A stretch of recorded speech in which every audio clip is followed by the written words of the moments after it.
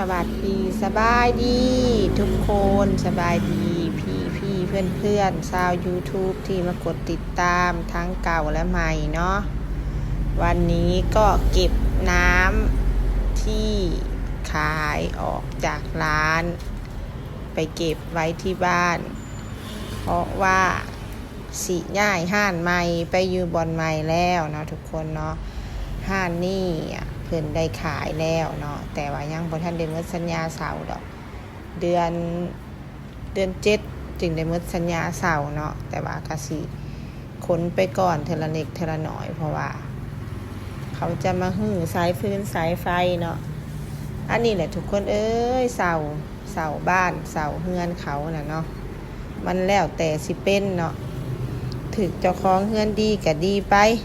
ถึกเจ้าของเฮือนบ่ดีก็บ่ดีถึกเจ้าของเฮือนบ่มีความรับผิดชอบบ่คิดเห็นผู้เฒ่าบ่เห็นใจกันก็เสียเงินไปละล่ะเนาะทุกคนเนาะคือนี่แหละแม่นเพิ่นได้ขายเนาะเฮือนที่เฮามาเช่านี่แหละแม่นเพิ่นได้ขายแล้วเพิ่นก็บ่ได้มาโอ้มาล้มอีหยังเนาะคือเฮาสิเข้ามาเฮ็ดเป็นห้านเสริมสวยหรือทำเป็นร้านเสริมสวยเฮาก็ได้ตกแต่งได้ทาสีใหม่ได้ดึงสายไฟใหม่แม้แต่ที่วัดไผ่นะที่วัดไผ่หรือกองเตอร์ที่บ้านเฮาที่ประเทศลาวเอิ้นน่ะมันกองเตอร์ไฟเนาะก็ยังได้เปลี่ยนใหม่เนาะสีก็ได้เฮ็ดสีห้องนี่ก็ได้ทาใหม่คือได้เฮ็ดใหม่หมดนะดอกฟืนดอกไฟเฮาก็ได้เดินใหม่เนาะแหละประตูแหวนนี่เฮาก็ได้ใส่ใหม่ประตูบานเลื่อนแหวนเฮาก็ได้ใส่ใหม่เนาะถ้าว่าคนแบบว่าเจ้าของบ้านเนาะเพิ่นได้ขายเพิ่นก็ได้ราคาดีเนาะคันว่าคิดเห็นกันกะเฮามาโอ้มาลมกันกะซอยเฮาเรื่องการขนย้ายเนาะซอยเฮาจักเล็กจักน้อยเรื่องการขนย้ายหรือว่าประตูเรือนนี่เฮากะสิมากออกไปก็บ่จักว่าสิไปไว้ไสเนาะหม้องที่เฮาจะไปอยู่มันก็มีแล้วหั่นนะก็สิเอามากเอาเมื่อเมียนอยู่เฮือนมันกะบ่มีบ่อนเมียนหั่นนะก็ควรที่จะมาลมเฮามาซื้อมายังให้เฮาซาแบบนี้นะเพื่อแบ่งเบาภาระของเฮาตอนที่เฮาเข้ามาก็ตกแต่งหมดหลายเติมแล้วเนาะก็คิดว่าจะอยู่ได้หลายปีนั่นแหละเนาะแต่สุดท้ายแล้วมันเพิ่นได้ขายแล้วก็มีแต่มาเว้าคร่าวๆเนาะว่าเฮาสิได้ออกเดือนนั้นเดือนนี้แต่ก็บ่ได้มาลมกันเป็นจริงจังแบบผู้ใหญ่เขาลมกันหั่นนะแบบคนมีความรับผิดชอบมาร่วมกันหั่นน่ะเพิ่นก็ยังบ่ร่วมกันแบบเฮ็ดเซ้ยเลยหั่นน่ะบ่มาร่วมบ่มาเว้าอีหยังกับเฮาเลยหั่นน่ะคือจังหน่อยก็คันว่าคือเห็นใจเฮาเห็นเฮาตกแต่งเฮ็ดหลายแนวปัวแปลงเอาหลายแนวก็สิสดเชยเฮาเท่าใดก็ควรจะสดเชยเนาะเพราะว่าเฮาก็บ่ได้สิว่าอยากออกเพราะว่าผู้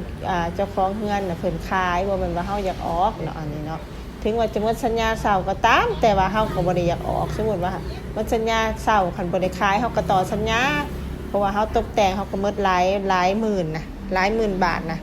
ตกแต่งน่ะเกือบอยากซ้ำค่าเช่าห้านเลยปีหนึ่งเลยแหละแต่เฉพาะทำประตูแก้วนี่ก็หมดไปอยู่ประมาณ 35,000 บาทแล้วเนาะยังบ่รวมค่าตกแต่งแนวอื่นเนาะน้ำไฟก็ได้เดินหมดเนาะท่อระบายน้ำก็ได้เจาะได้หยังได้ต่อใหม่แบบว่ามันเป็นห้องกลางอยู่กลางหมู่นะท่อระบายน้ำมันก็บ่ได้อยู่ทางหน้าคือบ่มีหยังให้เลยนะมานะมีแต่ดอกไฟ6ดอกกับ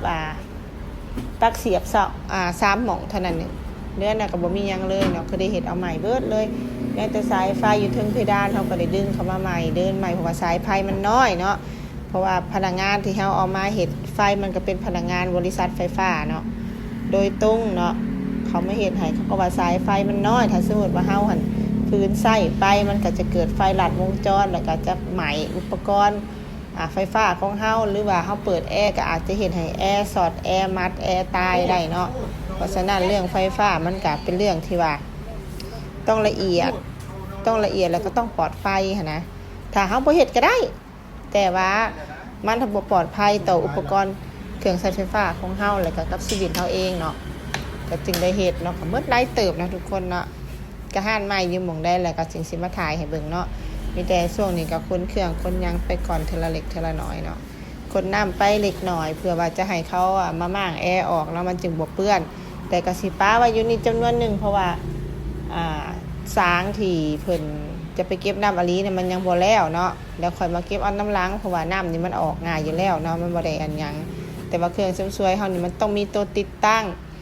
ตัวจับใส่ฟงใส่ฟ้าคือน้ำในมันก็ต้องได้ต่อไฟมันก็ต้องได้ต่อปลั๊กเสียบมันก็ต้องได้ต่อนะเฮาก็เก็บตัวที่ว่าต้องใส่นี่ไปก่อนนะทุกคนเนาะ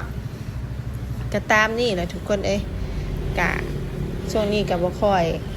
ได้แวะเวียนไปหาเพื่อนพี่ๆก็อย่าเผาน้อยใจเด้อวางก็สิแบบไปทักทายจักเล็กจักหน่อยนะทุกคนเนาะไปหลายก็บ่ได้ไปหลายก็เหรียญหายไปเท่าที่ไปได้นะทุกคนเนาะเดี๋ยวพี่ยูจะทำโทษดิฉันเพื่อจะผ่านได้ก็ผ่านยากผ่านเย็นเลือดตาพี่ๆเพื่อนๆก็แทบจะกระเด็นเนาะต้องรักษาซ่องไว้เด้อทุกคนเด้อก็ขอขอบคุณพี่ๆเพื่อนๆที่เข้ามา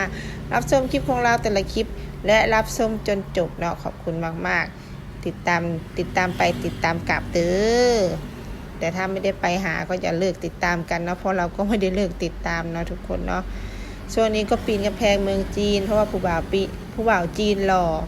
ก็เลยปีนกำแพงเมืองจีนยังลงบ่ได้เนาะยังลงบ่ได้ช่วงนี้กำลังเข้าได้เข้าเข็มยังลงบ่ได้ก็ขอปีนกำแพงจีนก่อนแล้วค่อยมา YouTube เด้อช่วงนี้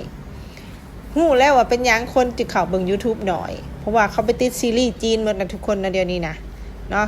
ย้อนให้กันได้ย้อนให้กันโอเคบ๊ายบายขอบคุณทุกคนที่เข้ามารับชมเด้อ